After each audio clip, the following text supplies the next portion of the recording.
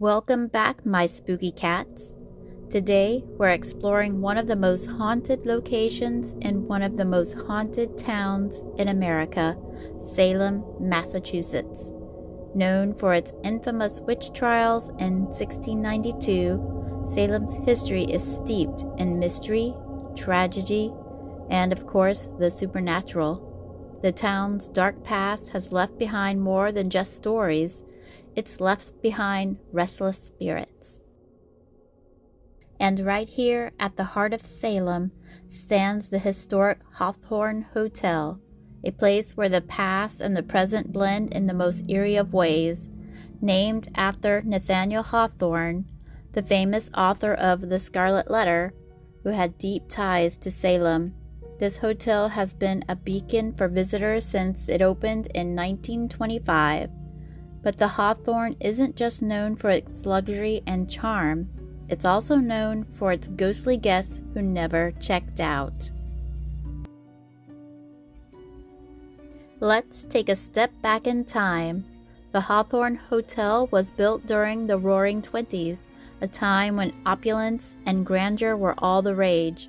Beneath its elegant facade lies a history that's anything but glamorous. Over the years, guests and staff have reported a range of paranormal experiences, from unexplained cold spots to the distant feeling of being watched. Room 325 is particularly notorious for strange occurrences. Many claim to hear disembodied voices, and some have even seen the apparition of a woman wandering the halls. Legend has it that the hotel was built on land once owned by Bridget Bishop, the first woman executed during the Salem witch trials. Could her spirit be one of the many said to haunt this place? Or is it the restless souls of other victims from that dark chapter in history? We left Boston and we made it to Salem. We're at the Hawthorne Hotel. Guess right downtown Salem. We're right next to the Witch Museum. This is our room. We've got a king bed. And it's a little small, but it's not bad. I don't mind it. It's very charming. Very charming. We'll be here for the next 2 nights. And I'll do a room review later. Hi. I'm your bathroom greeter. But, yep. So we'll do something a little more official later. I just wanted to get it before we completely trash it with stuff. And there's our view of the Witch Museum. So something cool just happened. These people got on the elevator, and then we went and pushed the button to get on the elevator, expecting to need to wait, but it immediately opened, and they were gone. I haven't drank that much, but yeah. It happened, for real. He was there, I was there. They got on the elevator, we walked over, we pushed the button, and it opened, and they were not in there. And that elevator's really slow. Really slow. It was cool. It was so cool. The room's a bit messier, but we're going to do a room review.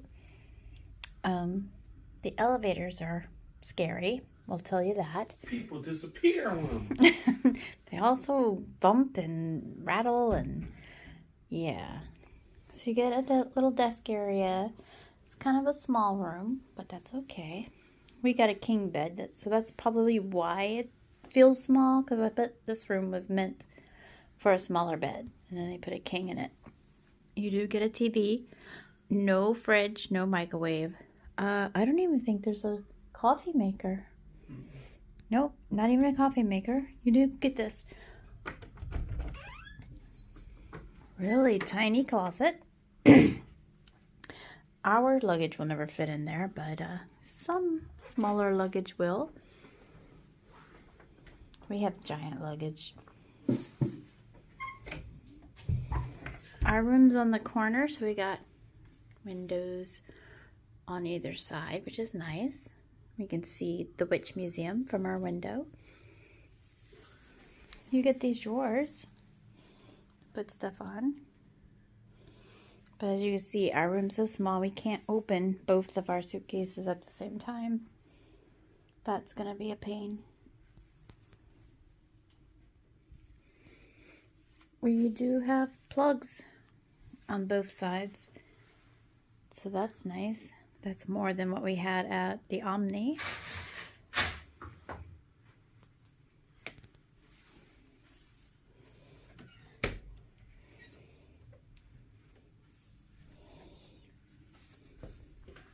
The light. I'm looking for the light.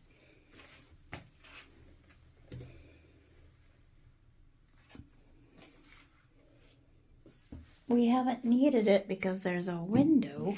Where's the light? Oh, there we go.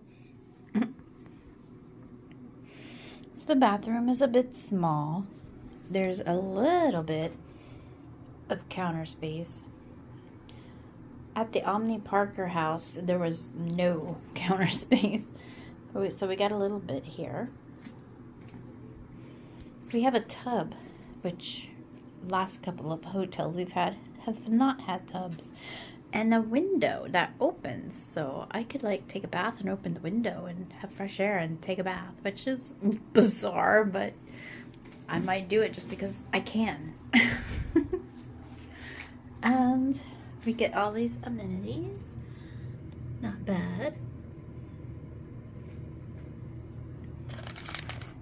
And this soap. I'm surprised that I don't use all the witch themed stuff that they make locally. But they don't. There's no presence of the witches here.